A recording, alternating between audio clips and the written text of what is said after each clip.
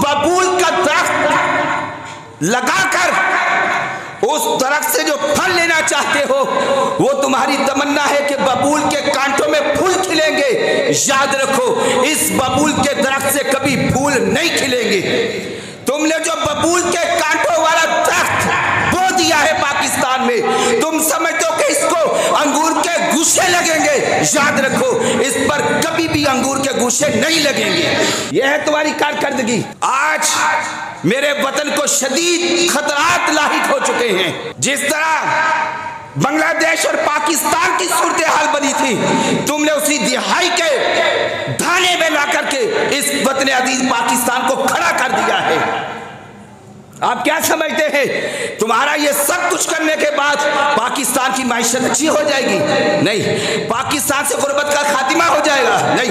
पाकिस्तान से सूदी निजाम खत्म हो जाएगा? नहीं। पाकिस्तान की कौम खुशहाल हो जाएगी? नहीं। पाकिस्तान में तालीम अच्छी हो जाएगी? नहीं। पाकिस्तान की इंडस्ट्री अच्छी हो जाएगी? नहीं। अरे पाकिस्तान मजीद तनज़्ज़ुली की तरफ जाएगा।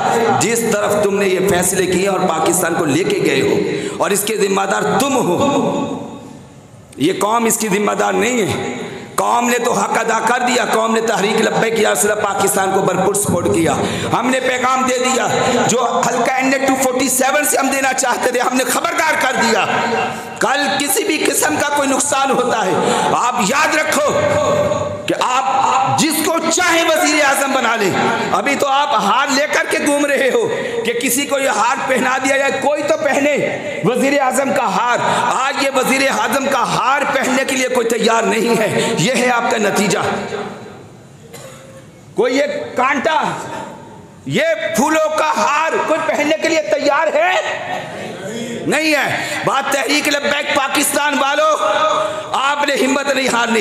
इमाम अहले सुन्नत ने फरमाया था, ज़ौफ माना मगर है जालिम दिल, इनके रास्ते में तू थका ना करे। लब्बैक।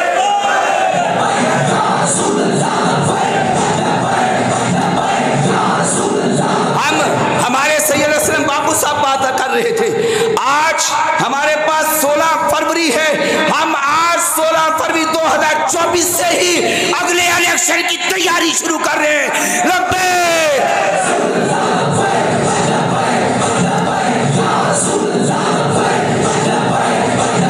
तुम्हारे इलेक्शन की सूरत हाल ये है कि इसकी कोई हैसियत नहीं है।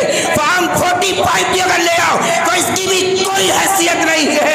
हल्का NA 247 वाले आज से ही अगले जनरल इलेक्शन की तैयारी शुरू कर रहे हैं। लाओ किस MPA को लाते हो, लाओ किस MNA को लाते हो। कोई MNA इलाके के अंदर कोई काम नहीं कर सकेगा, कोई MPA इलाके के अंदर कोई काम नहीं कर सकेगा। क्यों? वो जिसकी छतरी के नीचे आना चाहता है, उस छतरी का तो साया ही नहीं है।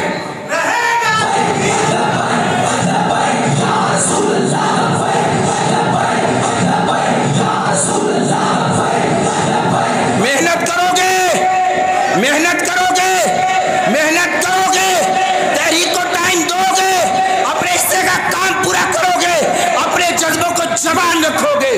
बस ये जोश और जज्बा आपका मंतब नहीं पड़ना चाहिए। ये तो तहरीक के क़यादत ने साबित कर दिया है। ना हम झुकने वाले हैं, ना हम बिकने वाले हैं, ना हम दबने वाले हैं, ना हम डरने वाले हैं, ना हम झंडा बदलने वाले हैं, ना हम नारा बदलने वाले हैं, ना हम तंजीम और तहरीक बदलने वाले हैं, ना हम कायद बदलने वाले हैं।